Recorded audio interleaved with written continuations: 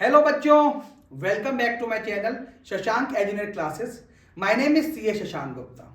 तो बच्चों, आज हम करेंगे बिजनेस स्टडीज और उसमें हम कर रहे थे बच्चों chapter number 1, nature and significance of management. तो आज हम उसके आगे के टॉपिक्स कवर करते हैं। पहला टॉपिक आपको दिखाई दे रहा है बच्चों, इंपॉर्टेंस ऑफ मैनेजमेंट, यानी मैनेजमेंट की क्या इंपॉर्टेंस होती है। तो लास्ट क्लास में मैंने आपको बताया था, जब भी आपको वर्ड दिखाई दे मैनेजमेंट, तो मैनेजमेंट में क्या क्या चीजें आप देखते हैं। सबसे पहले ये एक प्रोसेस होती है, मैंने आपको बताया था। प्रोसेस के बाद इसके पास एक अपने गोल्स होते हैं, और ये गोल्स को कैसे अचीव करती है, एफिशिएंटली, कॉस्ट सेविंग, एफिशिएंटली, और क्या करती है बच्चों, ये effective.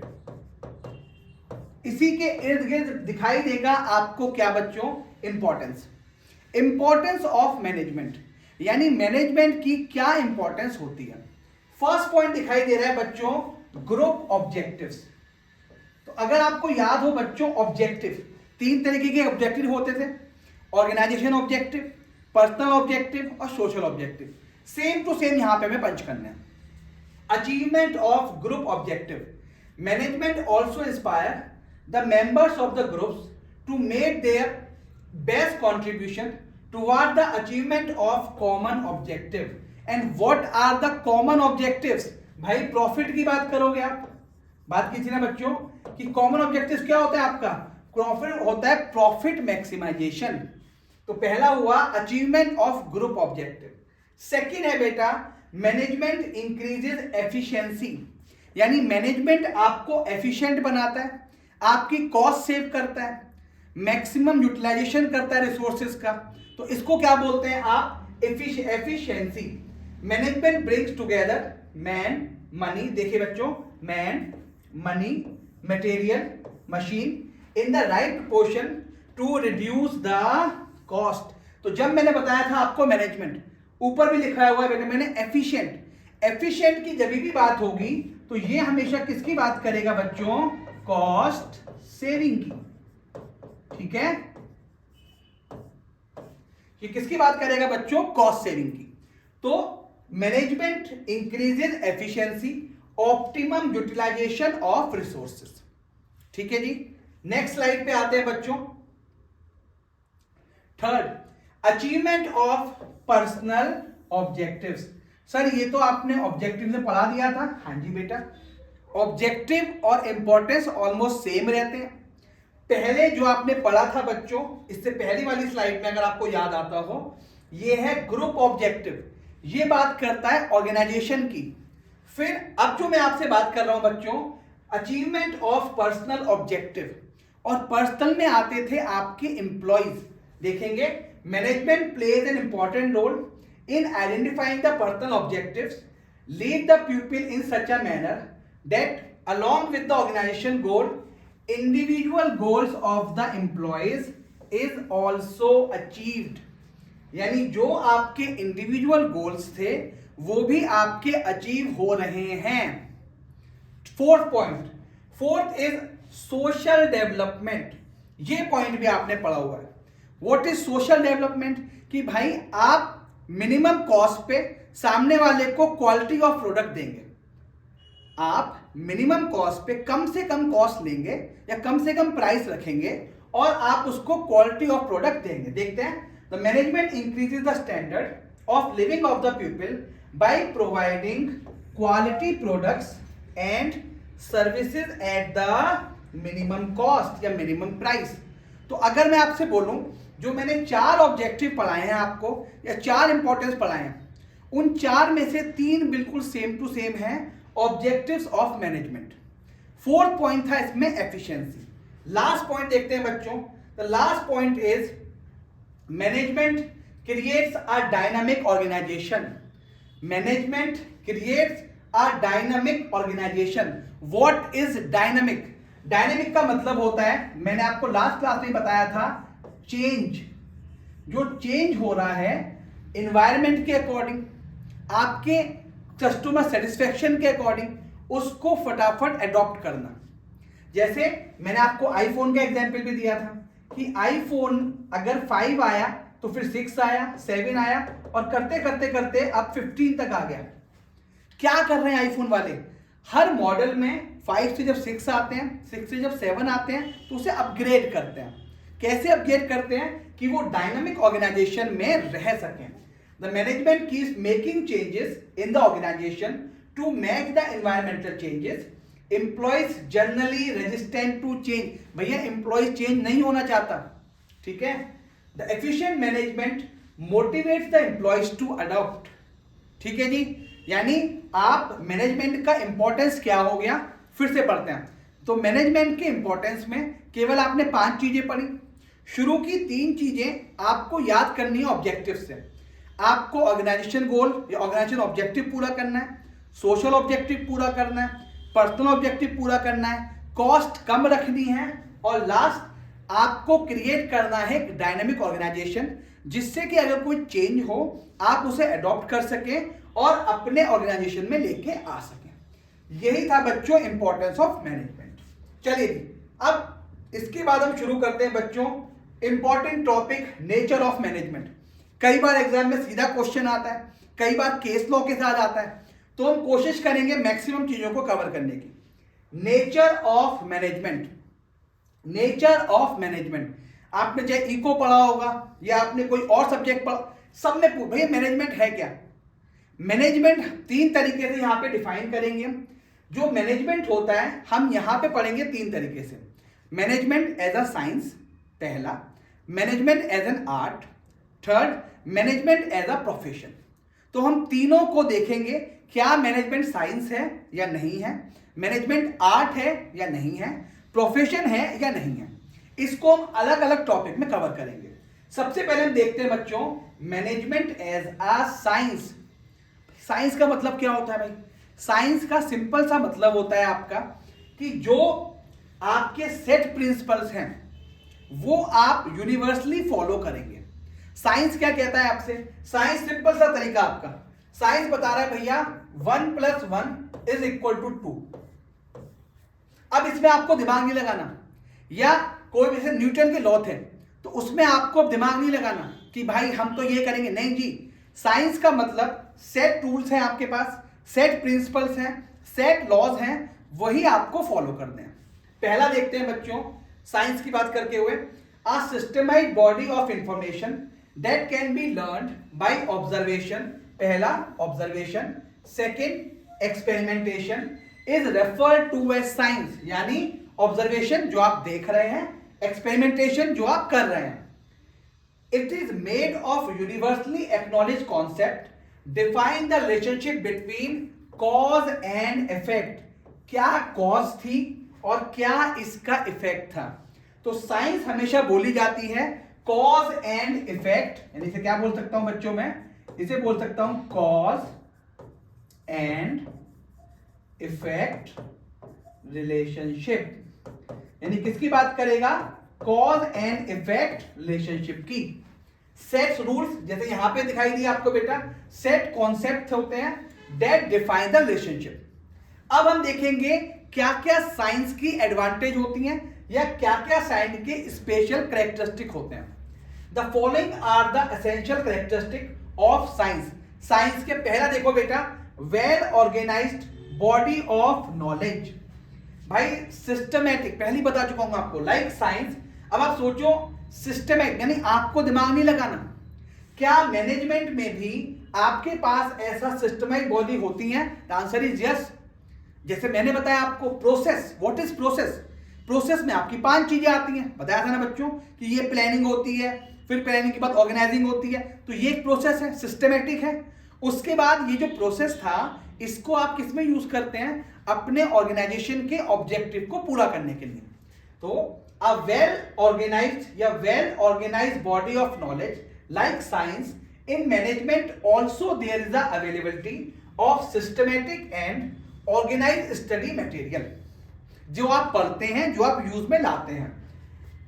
Management is systematic body of knowledge with is own set of ideas and concept based on cause and effect relationship. तो यानी वेल ऑर्गेनाइज्ड बॉडी है, आंसर इज यस। तो ये वाला जो कंटेंट है ये है प्रेजेंट। क्या ये होता है? हाँ जी, साइंस और मैनेजमेंट, यानी मैनेजमेंट साइंस के बराबर हो गई, क्योंकि वहां पे well organised body of knowledge होती है। नेक्स्ट पॉइंट पे आते हैं बच्चों, सेकंड पॉइंट। चलिए जी, second is principle based on experiment and observation. Knowledge हो गई। अब नॉलेज के बाद वो कह रहा है जो प्रिंसिपल्स होते हैं साइंस के, वो या तो एक्सपेरिमेंट से आप प्रूफ करते हैं।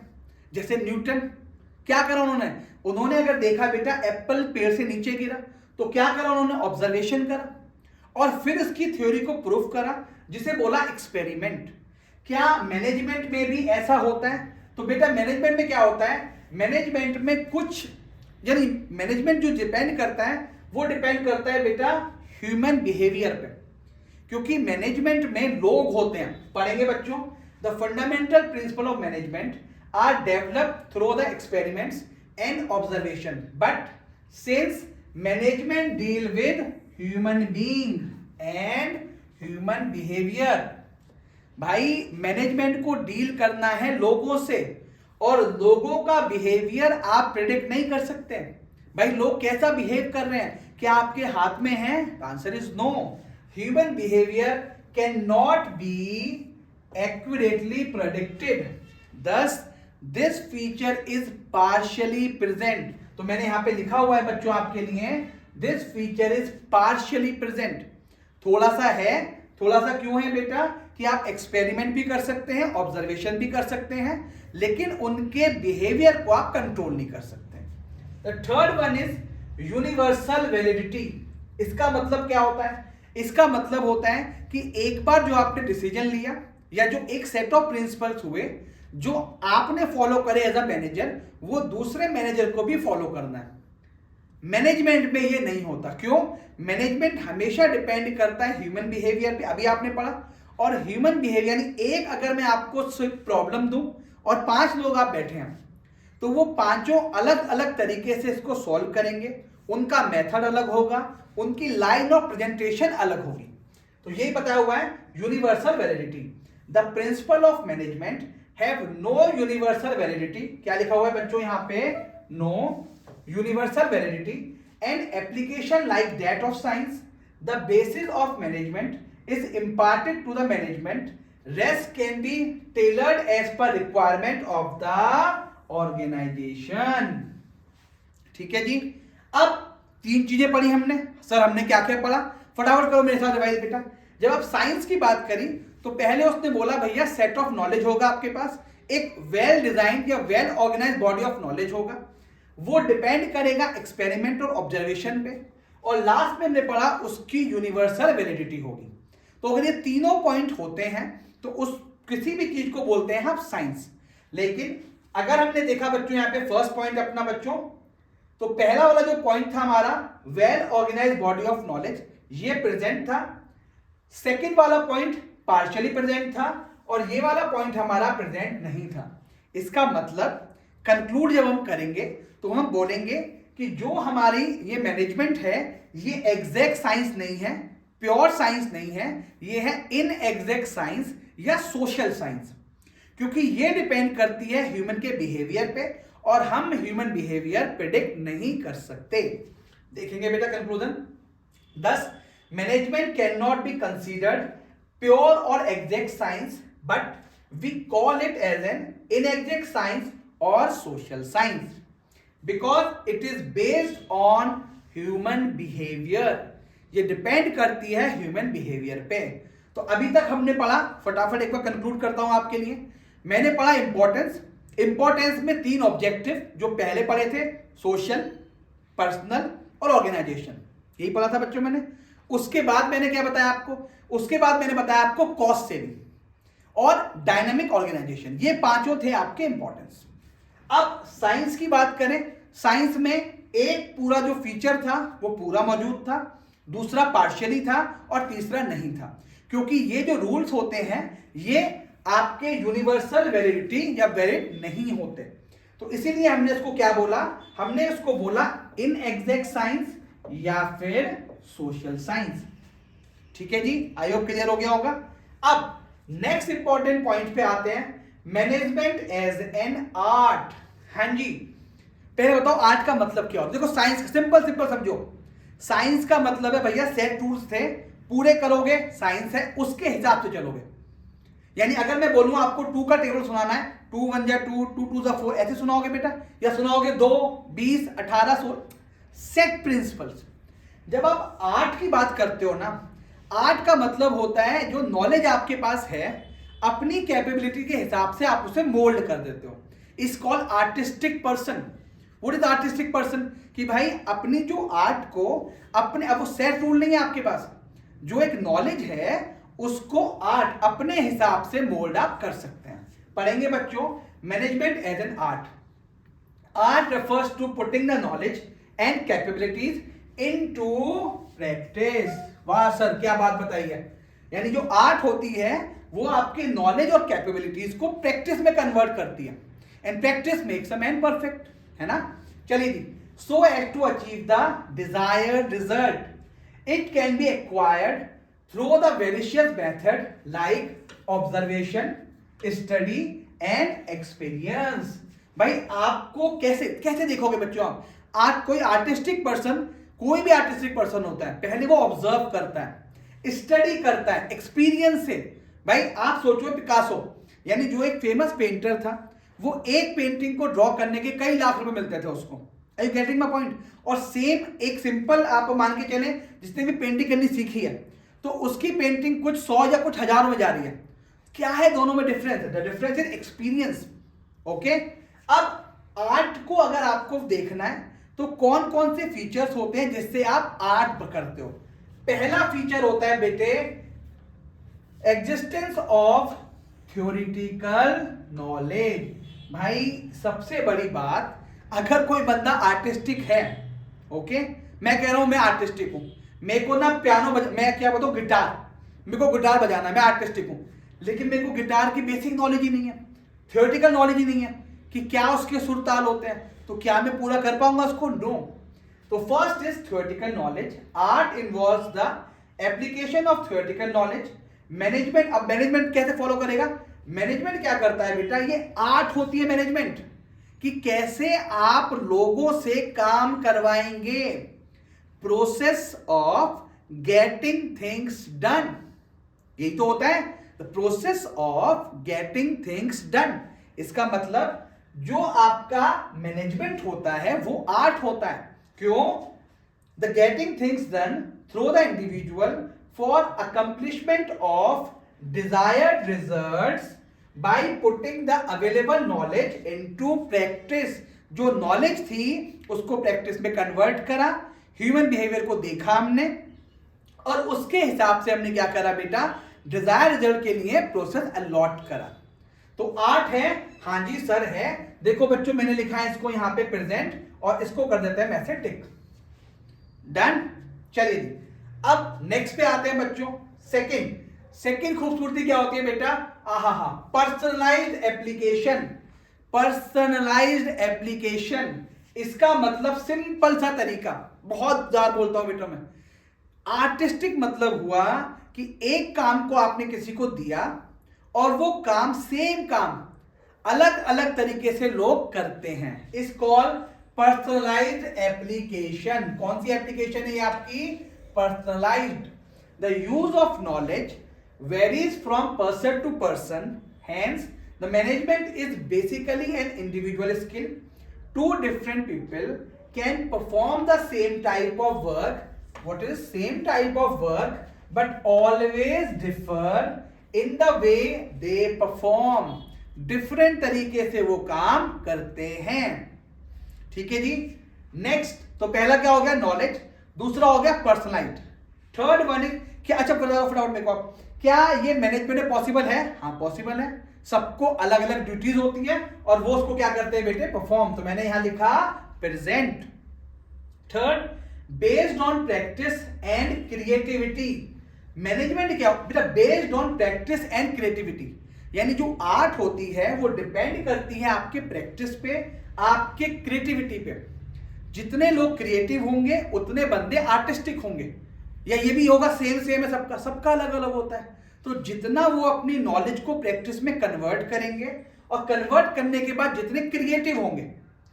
तो management is also a goal oriented and result oriented. As for the art, management also requires continuous practice to develop the skill and creativity of an individual. लगातार आपको मौका देती है कि भाई आप थोड़ा क्रिएटिव बने, जो आपको काम मिला है बने रिजल्ट ओरिएंटेड। तो क्या ये जो मैंने फीचर बोला क्या मैनेजमेंट में है? हाँ जी सर है। सर वाह सर, ये तो कमाल हो गया।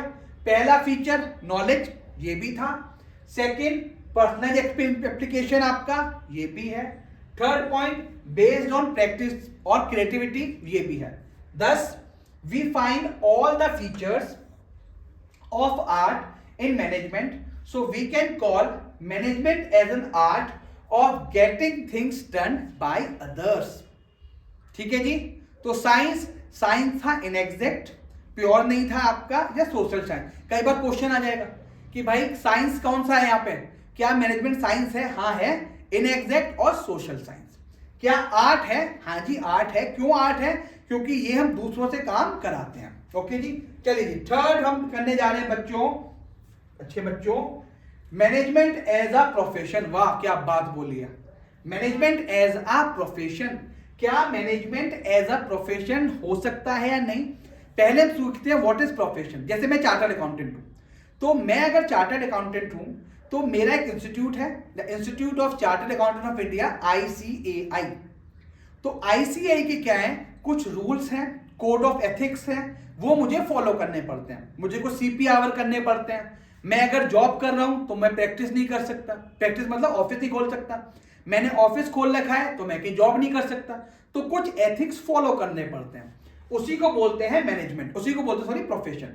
तो अब जब हम बात करेंगे मैनेजमेंट की, तो अब हम क्या करेंगे, प्रोफेशन के फीचर देखते हैं और देखते हैं क्या वो मैनेजमेंट पूरा करता है या नहीं करता। पहले देखेंगे profession. The profession can be defined as an occupation backed by the specialized knowledge, हाँ जी, and training in which entry is restricted. इसका मतलब सिंपल हो गया कि CA ने क्या कर रखा है, मैं CA की बात करूं तो CA ने एक कोर्स निकाल रखा है बेटा, CA, जो 3 पार्ट में डिवाइड है ना, 3 पार्ट में डिवाइड है। जो ये कोर्स कर लेगा, इसके एग्जाम को क्रैक कर लेगा, उसको बोलेंगे चार्टर्ड अकाउंटेंट।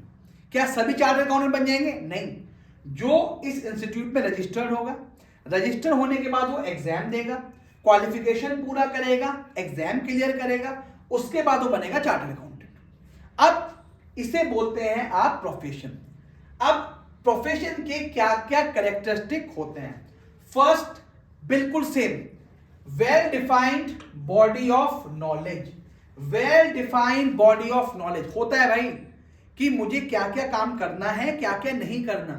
क्या मैनेजमेंट भी वो चीजें होती हैं? हाँ होती हैं भाई। मैनेजमेंट में क्या होता है बेटा, सेट प्रिंसिपल्स होते हैं। आपको ये जैसे प्रोसेस, दिमाग ही मत लगाओ बेटा, प्रोफेशन देखो आप। जब आप बात कर रहे हो प्रोसेस की, 5 प्रोसेस फॉलो करनी है, तो एक सीक्वेंस में फॉलो करना है। तो management has its own set of principle, concept and the well defined body of knowledge. तो दिस फीचर यहां पे है या नहीं? The answer is yes. तो मैंने लिखा है बच्चों प्रेजेंट है। Done. Second, restricted entry. Restricted entry already मैंने आपको बता दी। रिस्ट्रिक्टेड का मतलब हो गया कोई एग्जाम के थ्रू या किसी एजुकेशन सिस्टम के थ्रू 12th पास करना है। अब आप 12th पास करेंगे CBSE से। क्या कोई बंदा जो CBSE में रजिस्टर्ड नहीं हो रहा, जो अभी माना 6th क्लास में, क्या वो भी बैठ जाएगा 12th में? नहीं बैठेगा। तो एक पूरा रिस्ट्रिक्शन होता है कि अगर आप 12th के एग्जाम दे रहे हैं, आपने रजिस्टर्ड करो पहले, आपने 11th पास करी हो, 10th, सब कुछ होता है। तो same every profession has restricted entry through the examination और थ्रू द एजुकेशनल डिग्री। इसके थ्रू होता है, थ्रू दो to build a career in management. क्या मैनेजमेंट भी ऐसा है? नहीं है भाई। क्या मैनेजर्स भी, मैं अगर मैनेजर हूं किसी कंपनी का और कोई दूसरी कंपनी का मैनेजर है, क्योंकि देखो मैंने आपको बताया था मैनेजमेंट हर जगह लगेगा, चाहे छोटी कंपनी हो, बड़ी कंपनी हो, ऊंची हो, हमें मतलब नहीं है भाई। लेकिन क्या वो मैनेजर आपका सेम चीजें फॉलो कर रहा है? The answer is no.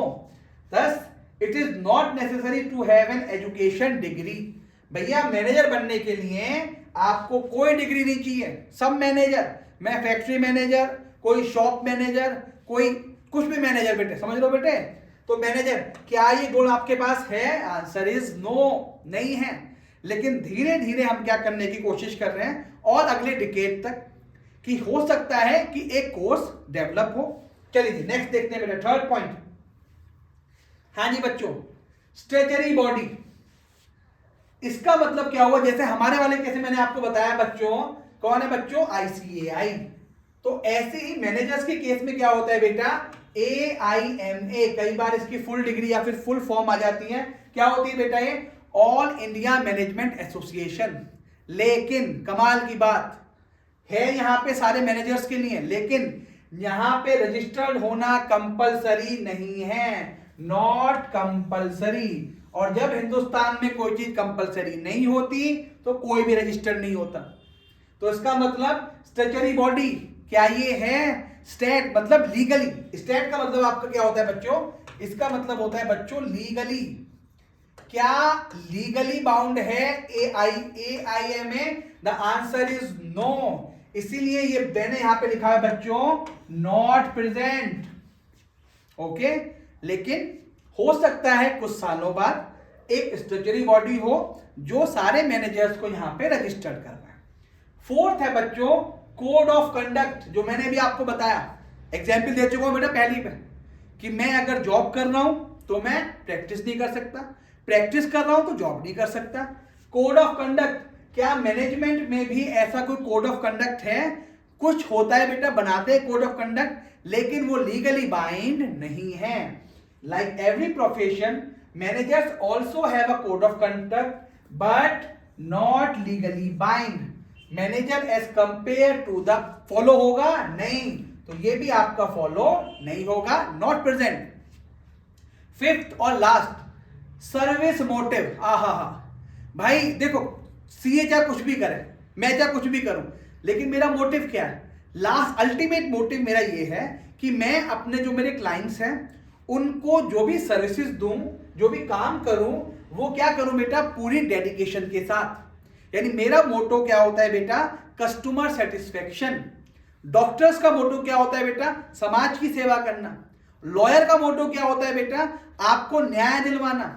जज का मोटो क्या होता है बेटा? आपको न्याय देना। पुलिस का मोटो क्या? सबका मोटो दिख रहा है बेटा आपको? सबका मोटिव आपको दिखाई देगा सोशल। पैसा इज सेकेंडरी।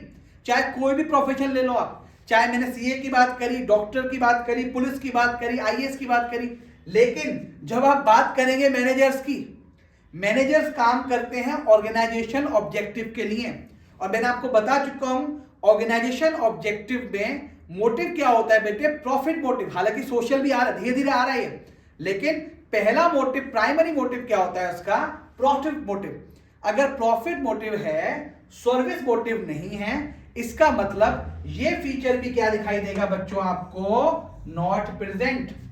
लेकिन मैंने हर जगह लिख रखा है बच्चों वेरी सून। इसका मतलब क्या एक भी कंडीशन पूरी करी? सिर्फ कौन सी कंडीशन पूरी हुई बच्चों मेरी? फर्स्ट वाली, well defined body of knowledge, ये यस था। बाकी रिस्ट्रिक्टेड एंट्री है ही नहीं, तो नो पे क्लिक करा बेटा मैंने। स्टैट्यूटरी बॉडी नहीं है, कोड ऑफ कंडक्ट नहीं है, सर्विस मोटिव नहीं है। अब करेंगे इसे conclude. Hence we can say that management does not possess all the characteristic of a profession. अब आगे जो लिखा है वो देखो, maybe next decade these will be included in the management with statutory backing। ये हो सकता है बाद में, लेकिन अभी नहीं है। इसका मतलब मैनेजमेंट एज अ प्रोफेशन या मैनेजमेंट एज अ प्रोफेशन नहीं है। ठीक है जी। अगर आप बात करूं, फिर से रैप अप करते हैं इस पॉइंट को। अगर कोई पूछे आपसे भैया मैनेजमेंट क्या है, साइंस है, आर्ट है या प्रोफेशन है, एक एक करके बोलो। साइंस, मैनेजमेंट क्या है बच्चों? मैनेजमेंट प्योर साइंस नहीं है, एग्जैक्ट साइंस नहीं है। मैनेजमेंट को क्या बोलते हैं? इन एग्जैक्ट साइंस या सोशल साइंस। ठीक है जी। सेकंड, क्या मैनेजमेंट आर्ट है? हाँ, मैनेजमेंट आर्ट है। क्यों? Getting the things by others for the क्या पर्पस के लिए? For the organisation objective, achievement of organisation goals. हाँ है। थर्ड, क्या मैनेजमेंट प्रोफेशन है? Answer is no. क्यों भाई साहब, कोई भी कैरेक्टरिस्टिक पूरी नहीं होती, इसका मतलब मैनेजमेंट एज अ प्रोफेशन नहीं है, लेकिन बहुत जल्दी हो सकता है कि management as a profession develop हो। तो आज हमने पढ़ा बच्चों importance and nature of management. I hope ये वीडियो आपको पसंद आई होगी और आप एग्जाम की तैयारी ऐसे ही करते रहेंगे। थैंक यू बच्चों।